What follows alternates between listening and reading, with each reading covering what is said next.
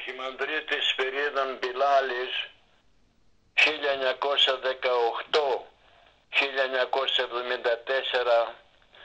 εις τον δεύτερον τόμον αυτού Ορθοδοξία και Παπισμός και εις τη σελίδα 731 του ιδίου τόμου αναφέρεται ότι ο Αρχιμανδρίτης Σπυρίδων ήτο ανεψιός από αδελφή του μακαριστού γέροντος Ιωσήφ του Αγιορείτη Ησυχαστή.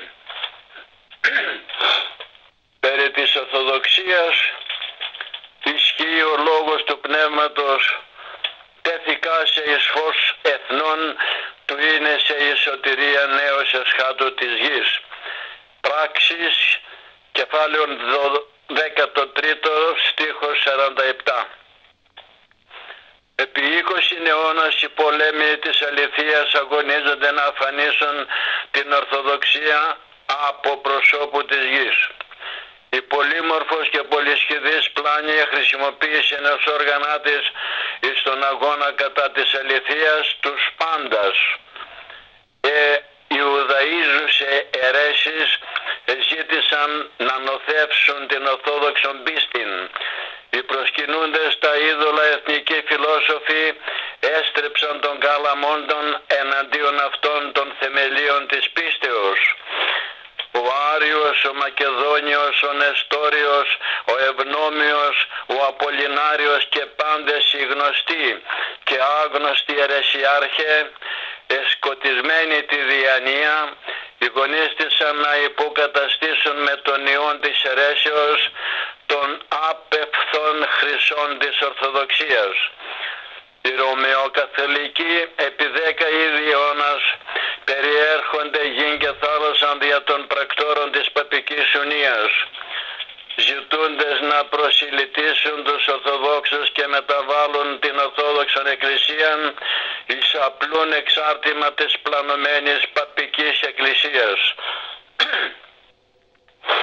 Ο προτεσταντικός ορθολογισμός από του 16ου αιώνος αγωνίζεται να εκπορθήσει την Ορθόδοξον θεολογία και να μεταβάλει την Εκκλησία του Χριστού εις αντιμαχωμένας ορθολογιστικάς παραφιάδας.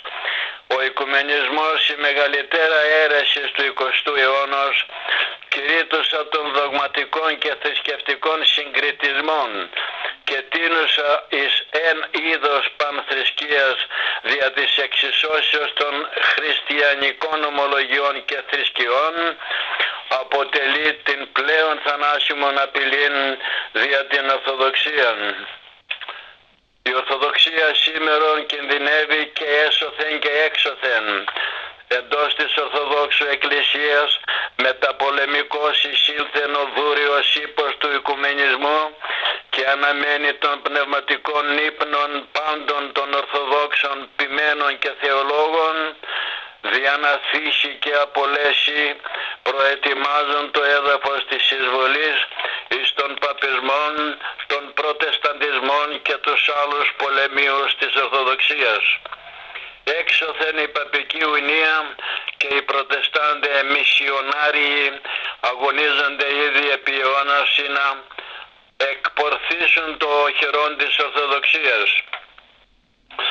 Στην Ορθόδοξον Εκκλησία σήμερον εφαρμόζει ο λόγος του Αποστόλου.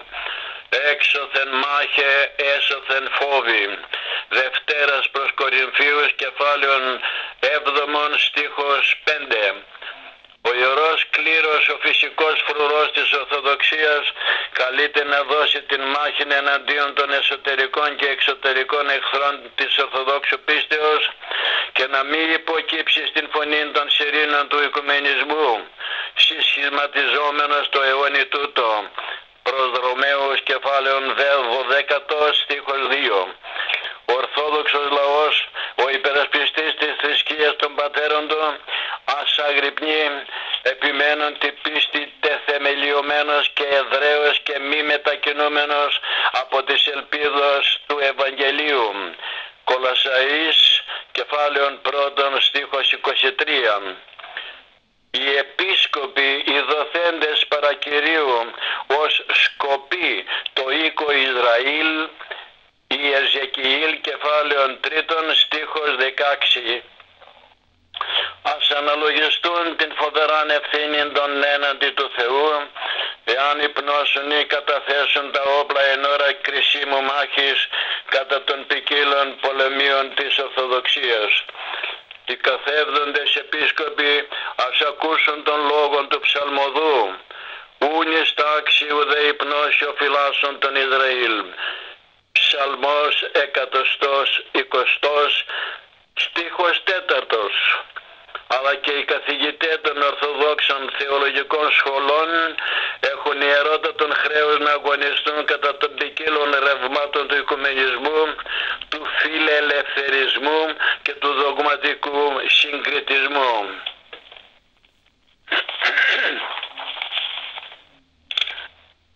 Ας μένονται πάντες οι πολέμοι της Ορθοδοξίας. Ας συνασπίζονται εις ενιαίων κατά της Ορθοδοξίας μέτωπον πάσε δυνάμεις τους σκότους. Τα όπλα αυτών εις τον αγώνα κατά της Ορθοδοξίας αποδεικνύονται βέλη νηπίων.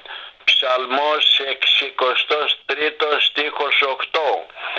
Ενώ η Ορθοδοξία μάχεται χρησιμοποιούσα τα εικονημένα βέλη του δυνατού, Ψαλμός 119. Στίχος 4. Η Ορθοδοξία παρατάσσεται εις πόλεμον, έχουσα πάντοτε όπλα στρατείας, ους αρχικά, αλλά δυνατό το Θεό προς καθαίρεσιν οχυρωμάτων. Δευτέρας προς Κορινθίους, κεφάλαιον 10, στίχος 4. Δια των οποίων καθερεί παν ύψωμα επερόμενον κατά της γνώσεως του Θεού. Δευτέρας επιστολής προς Κορινθίους, κεφάλαιον 10, στίχος 5. Η Ορθοδοξία αντιμετωπίζει τα λυσαλέας επιθέσεις των εχθρών της, παραμένουσα πάντοτε άτρωτος, διότι ίσταται πρώτης παρεμβολής των διοκτών, ενδεδειμένη των θηρεών της πίστεως και κρατούσαν αχύρας την μάχηρα του πνεύματος, ο εστί ρήμα Θεού. Προς Εφεσίους, κεφάλαιον 6, στίχος 16-17. Η Ορθοδοξία είναι το αθάνατον σώμα του Χριστού, ο οποίος εξήλθε νικών και είναι νικήσει.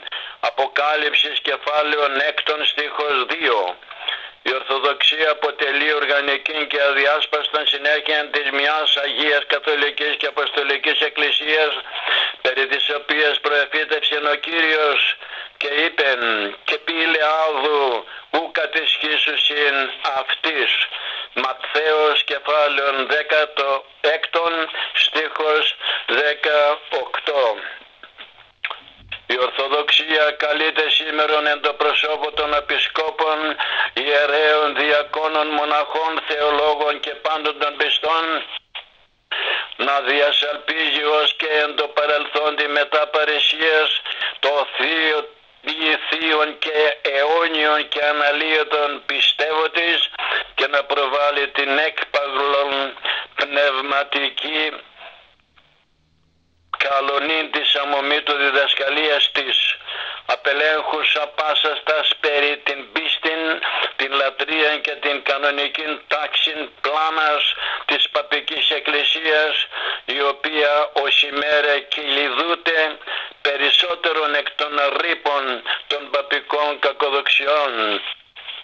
Είναι αδιανόητον οι εκπρόσωποι της Ορθοδοξίας να άγονται και να φέρονται υπό των αντορθοδόξων οικουμενιστικών ρευμάτων, να κρατούν δε των Παμφαΐλιων της Ορθοδόξου πίστεως υπό των μόδιων και να μην τον προβάλλουν πανταχού και πάντοτε, ή να λάμπει πάση της εν τη γη.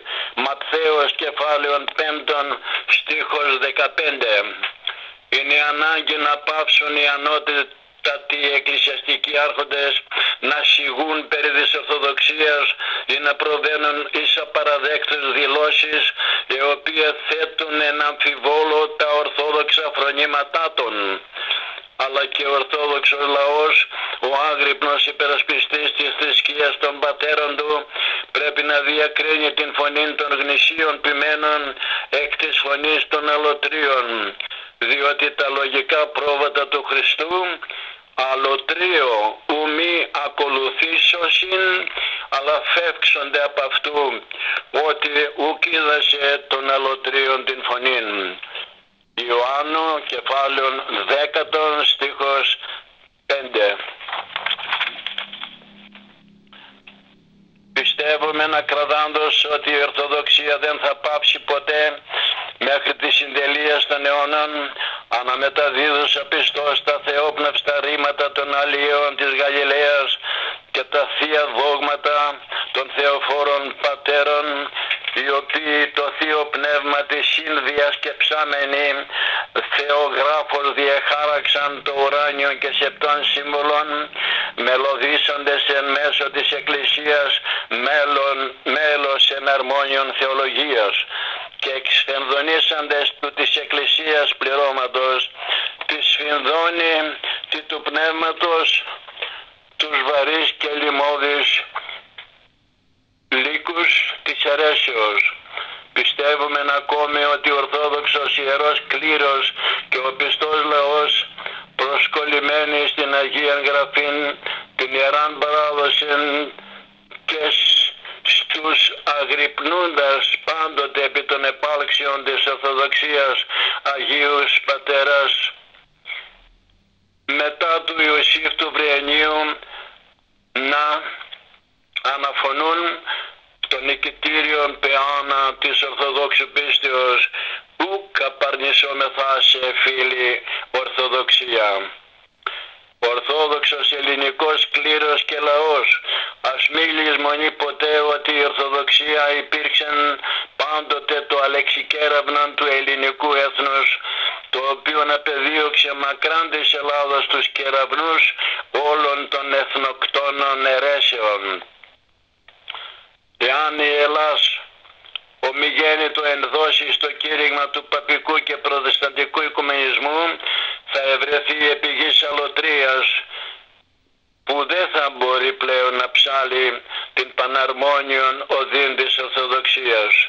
Η οδή του Κυρίου δεν ψάλεται επί αλωτρίου εδάφους. Πώς άσομεν την οδύν Κυρίου επί γης αλωτρίας? Ψαλμός 136 στίχος 4.